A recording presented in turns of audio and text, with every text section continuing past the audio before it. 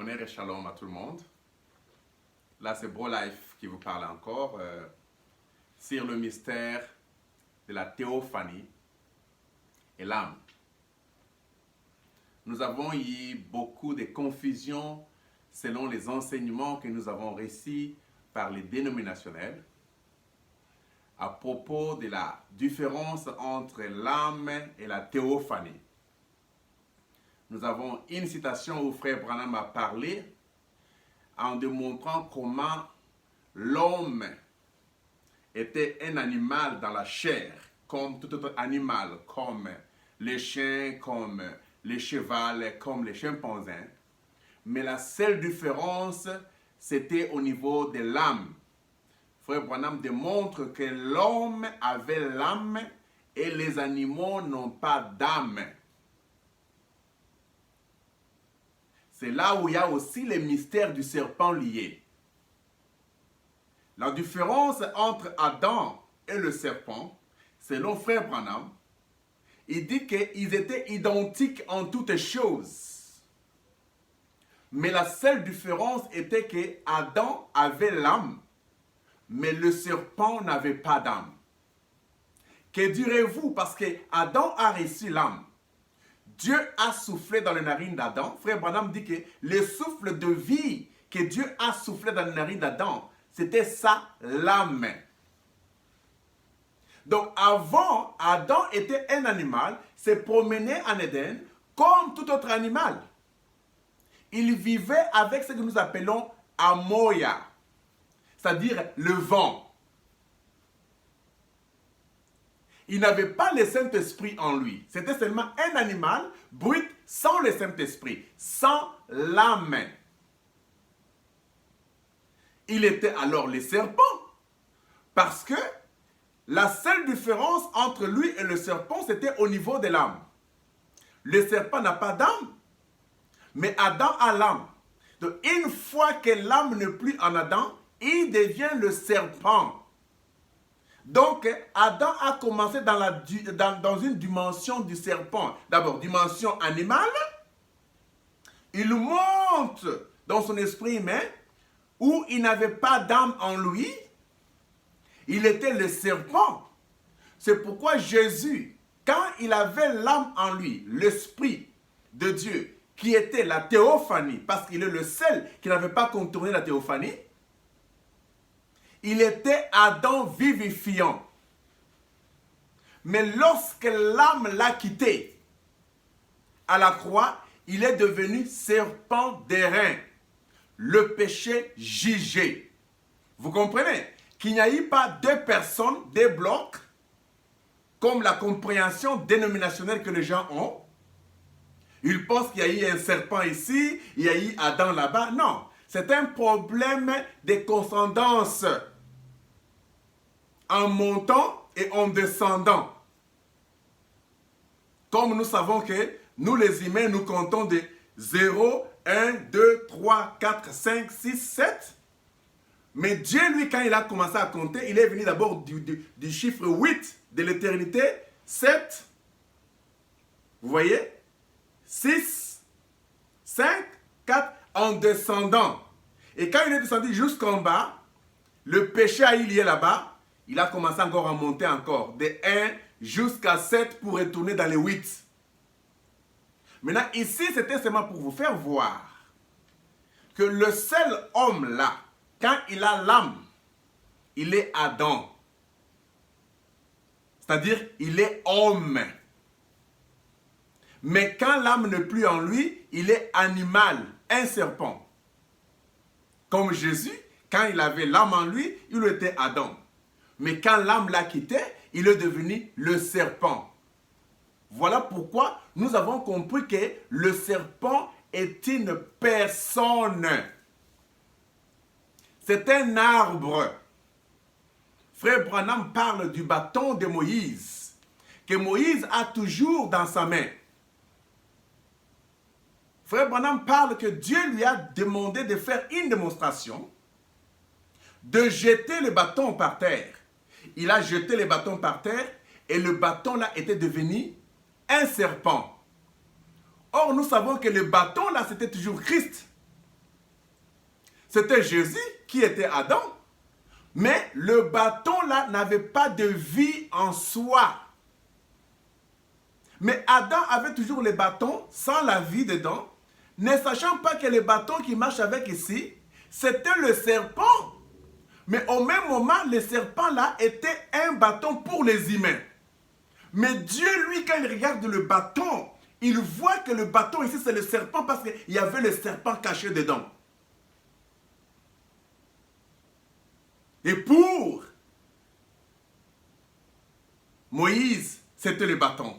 C'était Adam. Il n'y a qu'Adam que je vois. Parce que l'arbre, c'est une personne. S'il n'y a qu'Adam, il n'y a rien d'autre qu'Adam. Mais Dieu, quand il regarde, il dit, tu n'as aucune idée. Dans le bâton que tu as là, il y a le serpent. C'était le mystère du péché qui devait être jugé.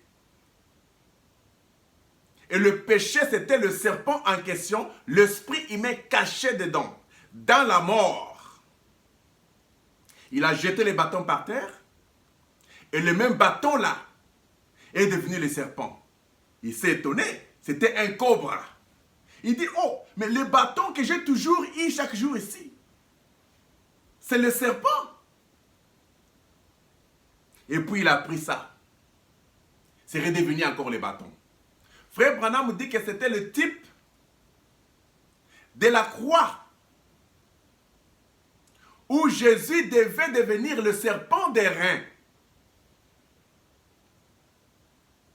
Or, vous connaissez le mystère de la croix. C'était un arbre coupé en deux, suspendu, comme ceci, lié. On prend le clou, on le met ensemble, c'est-à-dire que Adam et Ève, sans la vie, on le met ensemble et Jésus, le serpent, il monte au-dessus comme étant la vie, il laisse la vie à la croix, il descend mort. Vous voyez à la croix là qu'il y avait le bâton qui était d'abord uni. Frère Branham démontre comment le bâton de Moïse avait avalé les deux bâtons de Jeannès et Jambres. Vous comprenez? C'était les rachats où Adam et Ève étaient perdus chez les Égyptiens.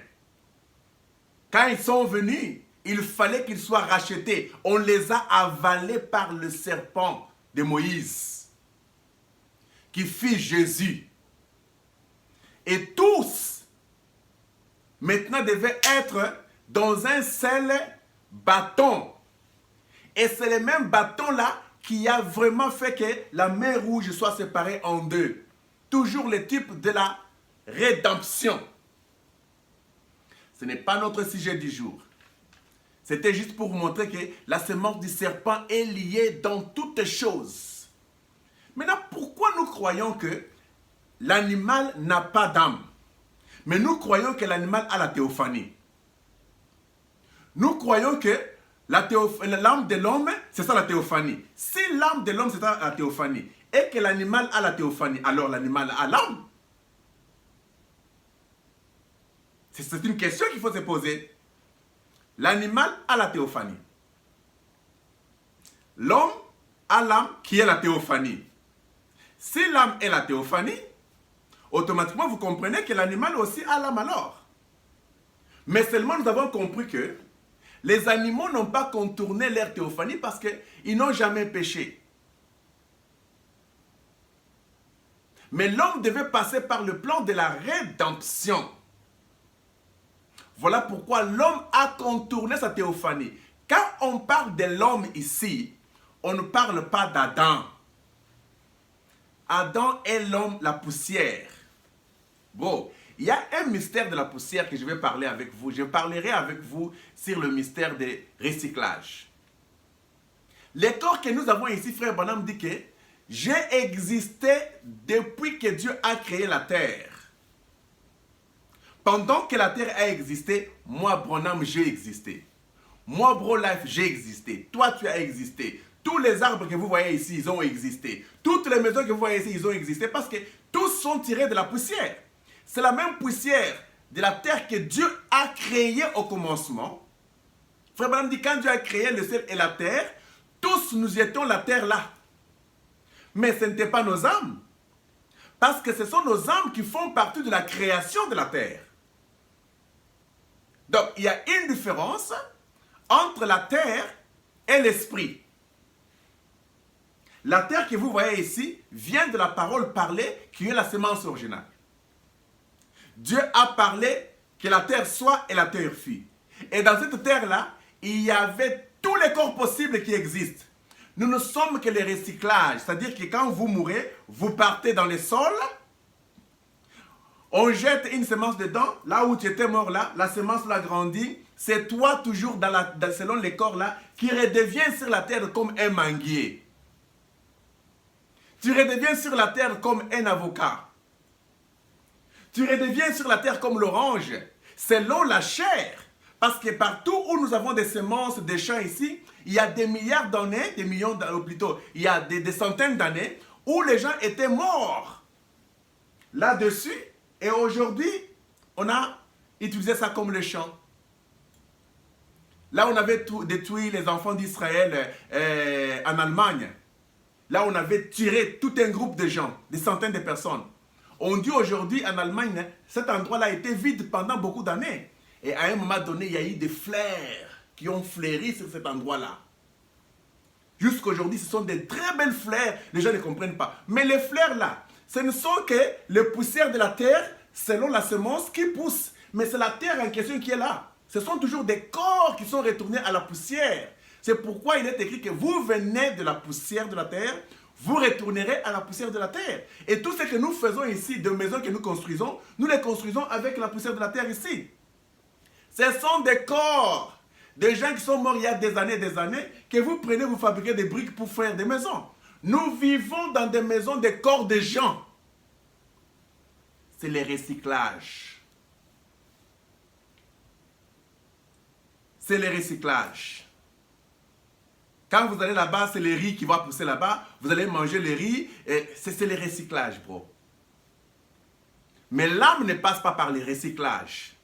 Voilà pourquoi dans la semence du serpent, nous comprenons que même Caïn, selon la chair, poussière de la terre n'est pas une semence, mais la semence doit passer dans la terre pour pousser. Sans la terre, la semence ne peut pas agir. C'est que Satan voulait, il voulait justement un corps. Voilà pourquoi Ève a dit, quand elle était enceinte, parce qu'il y a eu, frère Branham parle de deux matrices. Il y a la matrice de la pensée et la matrice normale d'une femme. Mais elle a conçu d'abord dans la matrice de sa pensée, et puis l'acte physique a eu lieu avec Adam dans la matrice de son corps, où elle a dit que j'ai formé un homme par l'aide de Dieu.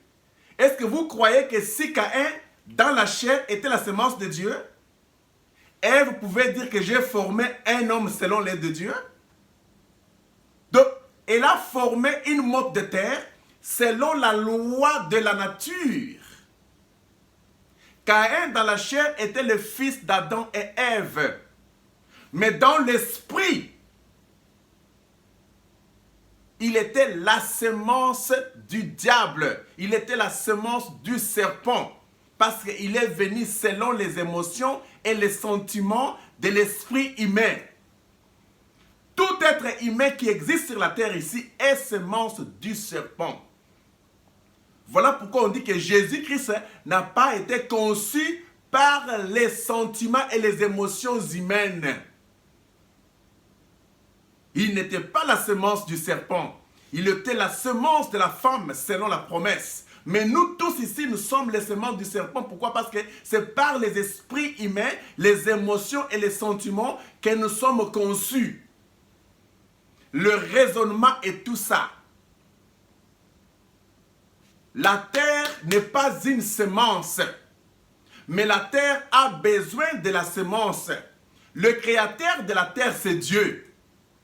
Mais le diable a utilisé la femme comme étant le fabricateur ou bien l'usine qui fabrique des corps. grâce à la loi naturelle que Dieu avait posée. Voilà pourquoi Ève dit, j'ai formé l'homme selon l'aide de Dieu. Donc la semence du serpent n'était pas par l'aide de Dieu. La semence du serpent était par l'aide de Satan. C'est là où le diable s'est incarné dans le serpent qui était l'esprit humain, matriste de la pensée, afin d'utiliser l'acte physique pour que cela puisse être dans la matrice humaine. Et quand Ève a mis au monde l'enfant, Frère Branham dit que l'esprit entre seulement à la naissance.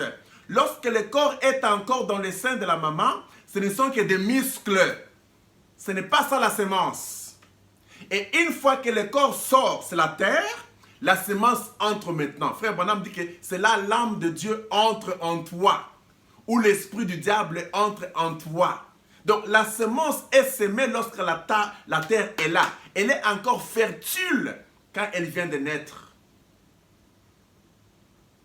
Ça, c'est pour expliquer toujours aux gens à propos de la semence du serpent, afin qu'ils comprennent au fait ce qui se passe.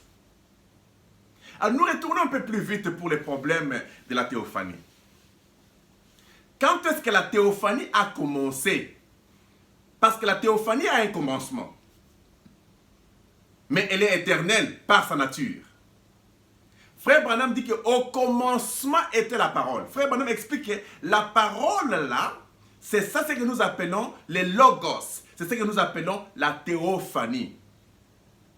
C'est ce que nous appelons les fils de Dieu. Or, un fils a un père. Nous comprenons que Frère Branham parle dans La soif. Il démontre que la théophanie, c'est l'un des esprits qui vient de la fontaine où il y avait des esprits et des esprits. Des fois, quand on montre au tableau, on met toujours point, point, point, point, point, point dans un cercle, comme s'il y avait beaucoup d'esprits. Non, non, non, non. C'était comme de l'eau éternelle. Comme l'océan éternel. Et de l'océan éternel que nous appelons la fontaine éternelle, est sortie une goutte. Cette goutte venant de la fontaine, c'est l'un des esprits. C'est une goutte de l'océan éternel qui a accepté, selon le plan de la rédemption, de dire que moi je quitte parce que je vais me sacrifier dans le futur. Quand vous allez créer le plan de la rédemption, afin que je puisse mourir pour vous, moi je vais me sacrifier pour perdre ma forme, pour perdre ma vie, afin que vous, quand vous allez contourner la théophanie et aller dans les corps du péché pour être tenté, je puisse venir vous racheter.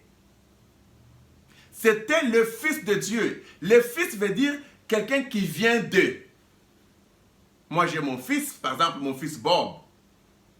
Il vient de moi. Lorsque j'allais à l'école avec lui. Lorsque je suis allé aimer sa mère, moi et lui, nous sommes allés aimer sa mère ensemble. Mais seulement il est sorti au travers de sa mère. Mais il vient de moi. Mais selon le mystère, Adam et Ève étaient un. Ève est sortie d'Adam. Et d'Adam est sorti Caïn et Abel, dans la chair. Vous comprenez que tous sont sortis d'un seul. Alors ici, de la fontaine éternelle, est sortie la parole que nous appelons Fils de Dieu, que nous appelons théophanie, corps de Dieu. La forme. Et beaucoup, tout l'océan est resté dedans. Ce que nous appelons la pensée éternelle, qui est l'océan ou la fontaine éternelle, c'est ce que nous appelons les pères. Le Fils, c'est la colonne de feu qui est sortie de là. Quand la colonne de feu est sortie de là, le Fils, il n'était pas double. Il était le Fils. Mais Frère Branham démontre très bien que maintenant, le Père ne pouvait pas le laisser. Toute la fontaine s'est condensé dans le Fils. C'est-à-dire que le Père, c'est-à-dire toute la famille, nous tous, les âmes, nous sommes tous condensés en lui, dans la colonne de feu. Et cette colonne de feu est devenue Père et Fils. Voilà pourquoi Frère Branham dit, quand Dieu dit créons l'homme à notre image, Frère Branham dit créons, nous qui? Frère Branham dit que c'est le Père et le Fils. Vous comprenez que le Père c'est la fontaine, l'ensemble de tous les esprits éternels qui ont fait sortir Jésus, la colonne de feu, parce que le nom de Jésus qui n'existait pas, mais nous savons que Jésus était dans la colonne de feu en question. Et dès là, le Père est venu, toute la famille est venue se condenser dans la colonne de feu. Et nous avons dit, créons l'homme. Vous voyez maintenant, il y a une différence entre la colonne de feu, parce que la colonne de feu qui était la théophanie était mâle et femelle. Mais à ce moment-là, on ne parlait pas de mâle et femelle, on parlait du Père et le Fils. Maintenant, du Père et le Fils est sorti, créons l'homme. Cet homme qu'on a créé là, c'est ça l'homme à l'image de Dieu. Donc c'est la condensation de Dieu, la condensance de Dieu. Dieu descendant de l'éternité, qui était la pensée éternelle, à la parole. La pensée s'exprime. Et la parole, la pensée entre dans la parole. Et le Dieu crée. Quand il crée l'homme. Donc, c'est Elohim qui est devenu la parole. Et Elohim et la parole deviennent l'homme. C'est-à-dire que c'est un reflet. L'homme qu'ils ont créé à leur image, c'était seulement son reflet. Cet homme-là, c'est ce que nous appelons l'âme. Frère Branham dit, Dieu sépara l'homme de la théophanie et la plaça dans la chair d'Adam. Vous comprenez? Donc, le reflet de Dieu, c'est ce que nous appelons l'homme créé à l'image, l'homme de Genèse 1, 26. C'était le reflet de Dieu. C'était l'image, pas une réalité. Cette image-là, Frère Branham dit que Dieu a séparé l'homme de la théophanie. Il dit que quelque chose n'allait pas bien. Parce que Dieu sait que dans la séparation, il y a toujours quelque chose qui se passe. Dieu connaissant la faiblesse du diable, que lui règne toujours dans la beauté.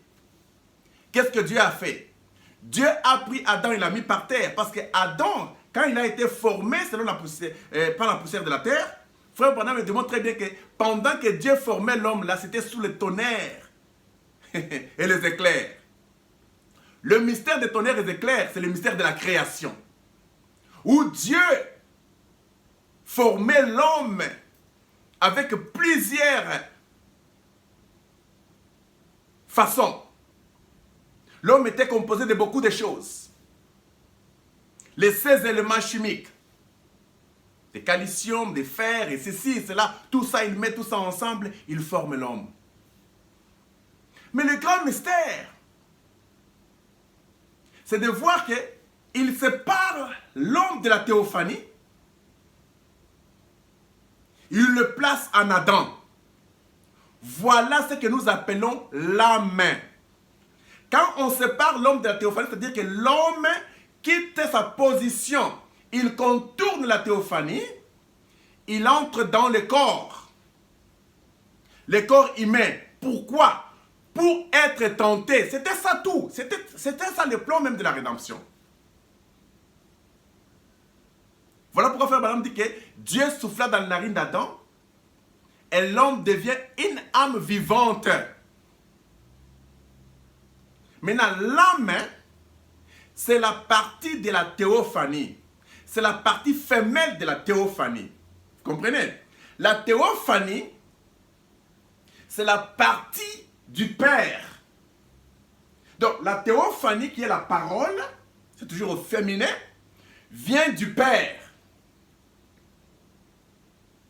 De la théophanie aussi, quand le Père était dedans, est sortie l'âme. L'âme, c'est une partie de la théophanie. C'est la femelle de la théophanie. Quand on a mis tout cela ensemble en Adam, Dieu a voulu descendre trop bas encore pour séparer encore Adam en deux. D'Adam là, il le sépare en deux. Il fait sortir la femme.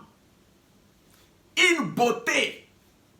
Il sait que le diable aime la beauté. Satan aime la beauté parce que Lucifer, c'était la beauté. Il fait la beauté, il fait tout ça. Tout est un piège. Sachant que l'homme, le diable, suivra la femme à cause de la beauté.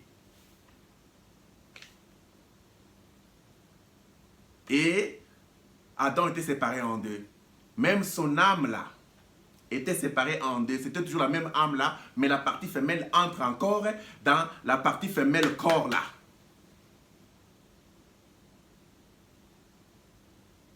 C'est pourquoi nous comprenons maintenant le mystère des trois corps. Quand l'âme est venue sur la terre, que nous appelons l'homme de Genèse 23, et l'homme de Genèse 1, si je ne me trompe pas, 1, 26, cet homme avait besoin d'un corps. Mais selon le plan de la rédemption, cet homme devait passer par trois corps différents. Il y avait le corps terrestre. Quand il passe par les corps terrestres, c'était pour qu'il puisse passer par la tentation, afin que Dieu puisse se manifester par lui en les sauvant, en les guérissant, en faisant toutes ces choses-là. Cela ne pouvait se manifester que par ces corps terrestres. Après le corps terrestre, l'âme doit passer dans un autre corps. Frère Branham parle des trois corps. Il dit qu'il y a les corps terrestres, les corps célestes et les corps glorifiés. Mais le corps, c'est un temple, c'est un tabernacle dans lequel nous devons habiter. Nous, c'était qui? C'était l'âme. Quand Frère Branham dit, même si Satan détruit la tente dans laquelle nous habitons, Dieu nous a préparé une autre tente, un autre édifice, qui était la théophanie, les corps célestes. Vous comprenez? Et le corps glorifié, c'est un corps qui a le sang, comme ce corps ici, avec les 16 éléments chimiques, mais créé cette fois-ci et non formé, pour ne plus passer à la mort. Vous comprenez? Donc, il y a eu d'abord les corps terrestres, les corps célestes et les corps glorifiés. Les corps terrestres, c'est le corps ici que l'homme, l'âme est entrée pour goûter au péché. Pas pour pécher, mais pour goûter au péché. Afin que Christ vienne les sauver, Christ vienne les guérir, Christ vienne les racheter. Cet homme-là, c'est ce que nous appelons l'âme. L'âme ne pouvait pas pécher si elle gardait toujours sa position de la théophanie. Si l'homme n'était pas séparé de la théophanie, l'homme n'allait pas pécher. Les animaux ne pêchent pas. Pourquoi? Parce qu'elles ne se sont jamais séparées de leur théophanie. Ils ont gardé l'état de la théophanie. Les animaux n'ont pas peur de la mort. Parce que la mort ne dit rien pour eux. L'homme a peur de la mort parce qu'il devait passer par le mystère de la rédemption dont la mort était le principal. Voilà les grands mystères. Et aujourd'hui, comme on avait contourné la théophanie, on est entré dans le corps du péché. Frère Branham dit que vous n'avez jamais été devenu la parole. Jamais. C'est aujourd'hui, lorsque vous entrez dans votre corps théophanique, que vous devenez la parole. C'est pourquoi nous parlons du troisième pile. L'ouverture de la parole. Depuis Adam, jusqu'avant l'ouverture des sceaux, l'épouse ne s'était pas encore manifestée comme étant la parole. La seule parole qui s'était manifestée, c'était la colonne de feu depuis le commencement et il a traversé les âges et les âges, manifestant le plan de la rédemption jusqu'à ce que Christ et Satan devaient prendre soin et fin, afin maintenant que la grande famille puisse venir se manifester comme étant la parole pour la première fois. Et cette parole-là, c'est différent, elle est différente de la parole colonne de feu que vous appelez la théophanie. Tout ce que vous voyez comme création aujourd'hui, c'est la création de la théophanie. La colonne de feu de Jésus, qui est Jésus. Le monde que vous voyez ici, tout ça, c'est la création de la première colonne de feu. Nous n'avons jamais créé. Aujourd'hui, c'est le temps où la famille, c'est pourquoi on dit que la nature tout entière attendait et soupirait, attendant la manifestation des fils au pluriel. Des fils, c'est-à-dire que des colonnes de feu, des théophanies, qui devaient se manifester aujourd'hui. C'est pourquoi, Frère Branham dit que une fois que vous quittez ce corps à la mort, vous entrez dans un autre corps qui vous attendait, c'était votre théophanie. C'est-à-dire que c'est le mariage de l'âme et le mari. C'est pourquoi Frère Branham dit que la parole parlée est votre mari. La parole révélée, c'est votre mari. La parole révélée, c'était la théophanie. Et la femme, c'était l'âme. Comme Adam et Ève. Comme le père et le fils. Comme le mâle et le femelle. Ils sont tous un. Pas comme moi et ma femme, pas comme Frère Branham et Meda, mais un seul bloc. Vous ne pouvez pas les séparer selon votre compréhension, mais vous pouvez les séparer comme l'eau dans un verre, vous les mettez dans des récipients différents. Mais les contenus, c'est la même chose. Mais comme le contenu ici est mis dans un verre et l'autre est mis dans un gobelet, ça change de nom. Une fois qu'on a pris l'homme séparé, on l'a mis dans le corps d'Adam, on a appelé ça l'âme. C'est juste pour faire la distinction, pour que vous puissiez comprendre que la même âme là prend le rôle de la femme. Et la théophanie prend le rôle de l'homme, le mari. Mais au fait, ils sont un. Il fallait qu'il y ait le rachat. C'est pourquoi beaucoup de gens ont cru que même Daniel, quand il était dans le fosse au lion, ils ont pensé que non, c'était sa théophanie qui l'avait protégé. Frère Branham dit que non, c'était la colonne de feu. Il dit la même colonne de feu de Moïse. C'était la seule colonne de feu là qui avait protégé Daniel dans la fosse au lion parce que les lions ont peur du feu. Daniel avait sa théophanie, mais qui ne s'était pas encore manifestée. Parce qu'il fallait que Daniel meure dans la chair pour que son âme puisse entrer dans le corps théophanique. Frère Branham dit que vous ne pouvez pas vivre dans des corps au même moment. Vous ne pouvez pas vivre dans les corps terrestres et vivre dans les corps célestes au même moment. Non. L'un doit laisser la place à l'autre. Vous ne pouvez pas vivre dans les corps célestes et vivre dans les corps glorifiés au même moment. Non. Soit le corps céleste devient le corps glorifié. Comme Jésus, quand il était encore le corps céleste, il était la théophanie. Frère Branham dit que c'était la théophanie faite chair. Donc, automatiquement, la théophanie est devenue corps glorifié. Nouvelle terre. Voilà ce que je voulais vous faire comprendre. Qu'il y a une grande différence entre l'âme et la théophanie par la séparation pour le plan de la rédemption.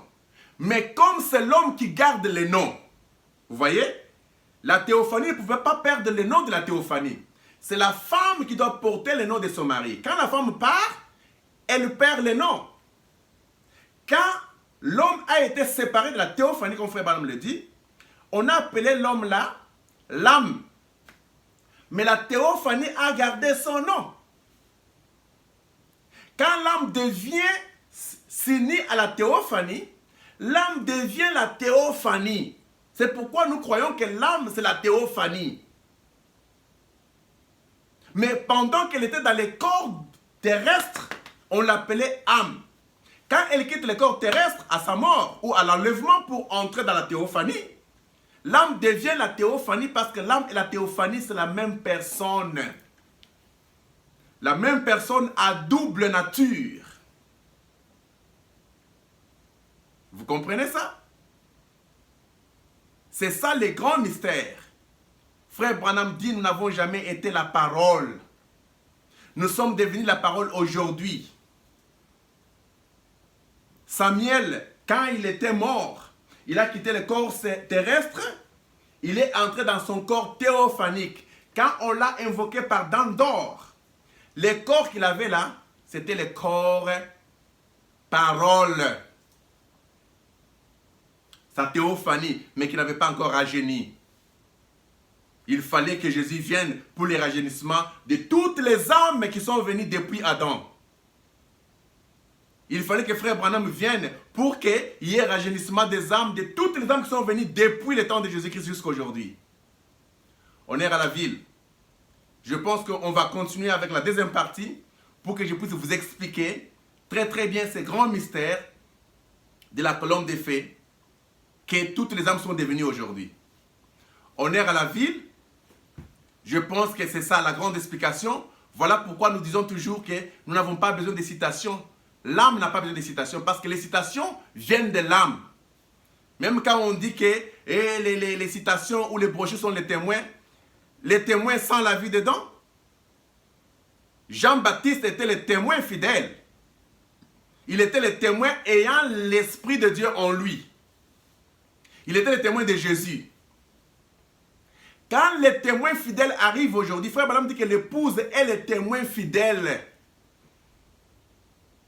Donc les brochures ne sont pas les témoins fidèles. Parce que les brochures, il y a trop d'interprétations. Là où il fallait écrire ceci, on a écrit cela, et ainsi de suite. Il n'y a pas de fidélité dedans.